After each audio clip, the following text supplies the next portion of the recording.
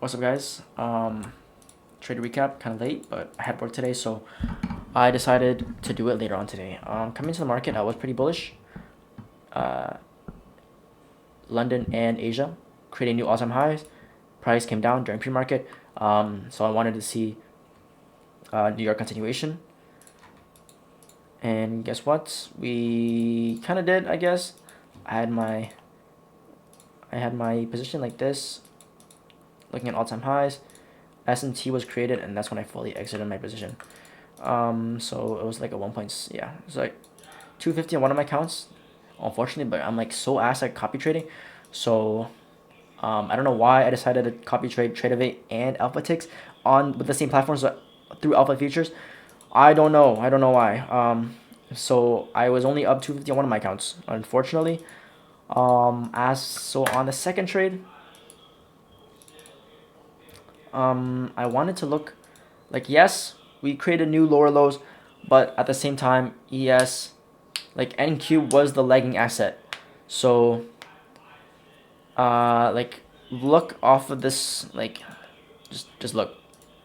We were still respecting first presented fair value gap on ES, create a nice doji candle, and just displaced up. So what I wanted to look was just like, it was pretty, like I was thinking in my head, I'm like, bro, ES and NQ are pretty uncorrelated right now, but if anything, I was bullish. So and then that's when, like, I wanted to stack a winning day. So low key it didn't give us like A plus setup, but it was like B plus setups. Um, and if anything, I wanted this fair like 5 minutes to get booked before we just either chop or just give us nothing.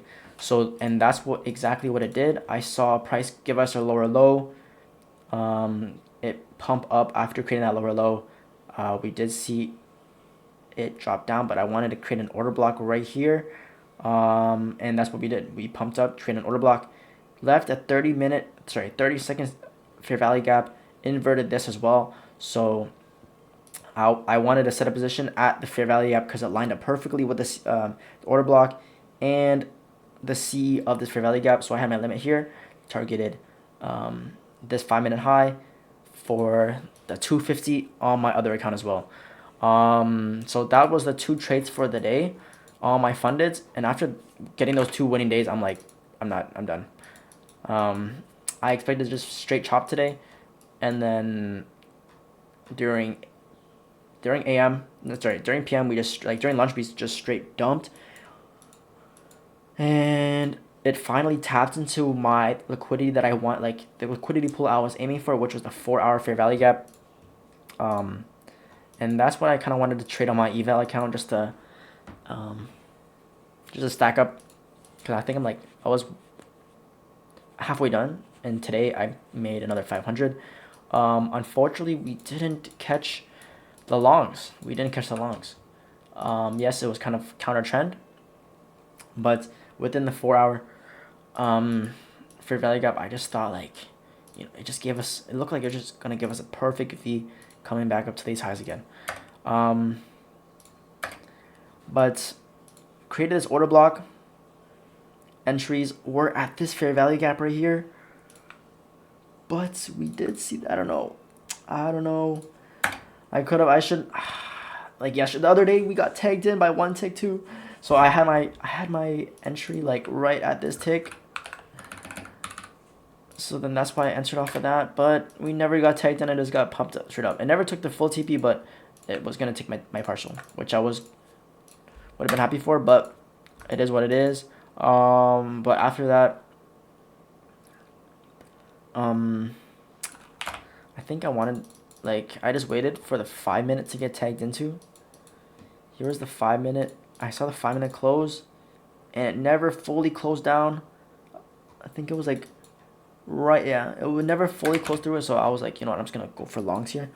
So we finally saw, I think the 1 minute finally inverse this. Where is it? It was like something like this. My trade was something like this at the 5 minute. But I don't know if my stops were that low down, because I think it was easy. I was on a 30 second, I'm not gonna lie. finding a lot of trades on the 30-second. I don't know if that's bad. I don't know if that's good, but yeah. So there's a 30-second entered off of here, stops below here, targeting this fair value gap. And then eventually played out for a 1-to-1. So I'm up 500 for the day. Obviously the government is shut down, so I don't know if we'll see clean prices action until it comes back up. But we don't have anything on Monday, unfortunately. So I don't know if I'll trade. Maybe I'll take a look, but no hopes. Might preserve my capital. We'll see. But I think that's everything for the day. Not too shabby. I know a lot of people lost today. Expecting clean shorts for the AM. But glad I took profits where I did. Glad I kind of like read the market semi nicely. But for bro, like all-time highs, I lost at the start of the week. I lost a lot on my one of my funded accounts. So that's why I just stuck with the rule of like not trading, not shorting all-time highs unless it's like it gives us like triple tops or some shit. Like unless I know it's like just chilling in one zone and I see that sweep during like a key area, then I'll look for shorts. Like during the macro, yesterday looked pretty clean. But New York Open, what are we gonna do? Like literally, I think if this happened again and it gave us like a better sweep and dump, we saw the sweep during pre-market, then I would have entered. But nothing. But yeah, not shorting all-time highs is what I learned.